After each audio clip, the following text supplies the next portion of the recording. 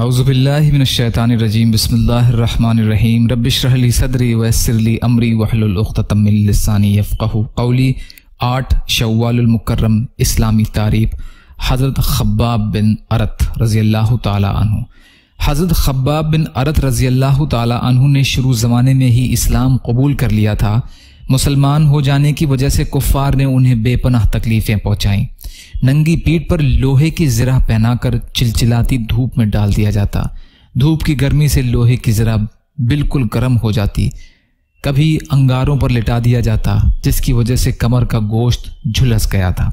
ان کی مالکن ام عمار لوہے کے سلاخ گرم کر کے ان کے سر پر داغا کرتی تھیں، مگر حضرت خباب رضی اللہ تعالی عنہ ان تمام تکلیفوں کو برداشت کرتے رہے۔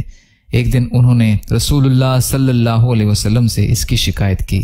آپ صلی اللہ علیہ وسلم نے ان کے بارے میں دعا فرمائی، اللہم انصر خبابا، اے اللہ خباب کی مدد فرما۔ آخر آپ صلی اللہ علیہ وسلم کی دعا سے اللہ تعالیٰ نے حضرت خباب کو نجات دی۔ حضرت خباب رضی اللہ تعالی عنہ قرآن کے عالم تھے۔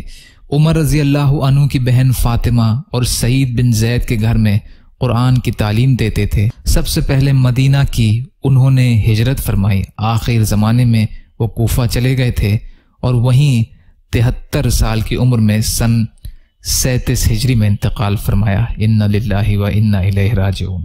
حضور صلی اللہ علیہ وسلم کا معجزہ پھلوں میں برکت۔ حضرت انس رضی اللہ تعالی عنہ حضور صلی اللہ علیہ وسلم کی خدمت میں 10 سال رہے۔ آپ صلی اللہ علیہ وسلم نے ان کے لیے برکت کی دعا فرمائی کہ اے اللہ اس کے مال اور اولاد میں زیادتی فرما اور جو کچھ تو نے دیا ہے اس میں برکت عطا فرما۔ بخاری کی روایت ہے۔ چنانچہ راوی فرماتے ہیں کہ حضرت انس رضی اللہ تعالی عنہ کا ایک باغ تھا جو سال میں 2 مرتبہ پھل دیتا تھا اور اس باغ میں ایک پودے سے مشک کی خوشبو آتی تھی۔ ترمذی کی روایت ہے۔ ابو العالیہ رضی اللہ تعالی عنہ راوی ہیں۔ ایک فرض کے بارے میں تکبیر اولی سے نماز پڑھنا۔ رسول اللہ صلی اللہ علیہ وسلم نے فرمایا جو شخص 40 دن اخلاص سے تکبیر اولی کے ساتھ باجماعت نماز پڑھتا ہے تو اس کو 2 پروانے ملتے ہیں، ایک جہنم سے بری ہونے کا، دوسرا نفاق سے بری ہونے کا۔ ترمذی کی روایت ہے۔ انس بن مالک رضی اللہ تعالی عنہ راوی ہیں۔ ایک سنت کے بارے میں چھینک کی دعا۔ رسول اللہ صلی اللہ علیہ وسلم نے فرمایا جب تم میں سے کسی کو چھینک آئے تو الحمدللہ کہے اور اس کو سننے والا یرحمک اللہ کہے اور پھر اس کے جواب میں یہدیکم اللہ ویصلح بالکم کہے۔ ابن ماجہ کی روایت ہے۔ علی رضی اللہ تعالی عنہ راوی ہیں۔ ایک اہم عمل کی فضیلت خشوع والی نماز معافی کا ذریعہ۔ رسول کریم صلی اللہ علیہ وسلم نے فرمایا اللہ کا جو بندہ ایسی 2 رکعت نماز پڑھے جس میں کسی طرح کی کوئی بھول چوک نہ ہوئی ہو تو اللہ تعالیٰ اس نماز کے بدلے میں اس کے سارے پچھلے گناہ معاف فرما دے گا۔ مسند احمد کی روایت ہے۔ زید بن خالد جہنی رضی اللہ تعالیٰ عنہ راوی ہیں۔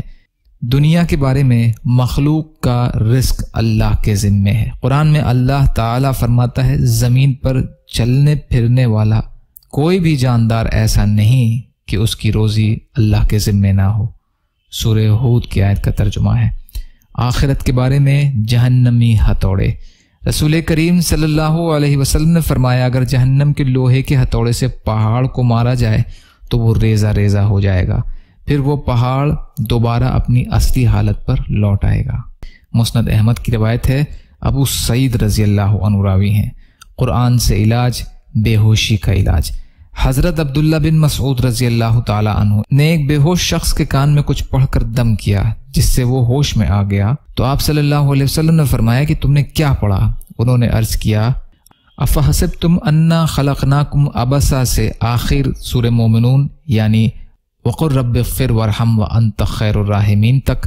آپ صلی اللہ علیہ وسلم نے فرمایا اگر کوئی شخص پورے یقین کے ساتھ اس کو پڑھ کر پہاڑ پر دم کر دے گا تو وہ بھی اپنی جگہ سے ہٹ جائے گا۔ ابن سنی کی روایت ہے یہ۔ نبی صلی اللہ علیہ وسلم کی نصیحت۔ ایک آدمی نے رسول کریم صلی اللہ علیہ وسلم سے پوچھا اسلام میں کون سی بات خوبی کی ہے؟ رسول اللہ صلی اللہ علیہ وسلم نے فرمایا کھانا کھلاؤ اور سلام کرو جس کو جانتے ہو اور جس کو نہ جانتے ہو۔ بخاری کی روایت ہے۔ عبداللہ بن عمرو رضی اللہ تعالی عنہ راوی ہیں۔ یا اللہ ہم سب کو کہنے سننے سے زیادہ عمل کی توفیق عطا فرما۔ یا اللہ جو مظلوم ہیں، پریشان حال ہیں، بیمار ہیں، قرض میں ہیں، بے روزگار ہیں، محتاج ہیں، ان کی مدد فرما۔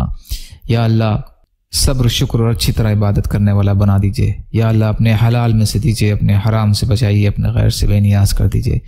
یا اللہ ہدایت پائے ہوئے لوگوں میں شمار فرما لیجئے، ہر خیر کی چیز میں حصہ فرما دیجئے، ہر شر کی چیز سے ہماری حفاظت فرما دیجئے۔ یا اللہ آپ کے لیے ہر چیز آسان ہے، ہمارے لیے آسانیاں پیدا فرمائیے۔ یا اللہ ہر خیر میں برکت عطا فرمائیے، ہر شر سے ہماری حفاظت فرمائیے، برحمتک یا ارحم الراحمین۔ لا الہ الا اللہ محمد رسول اللہ۔ السلام علیکم۔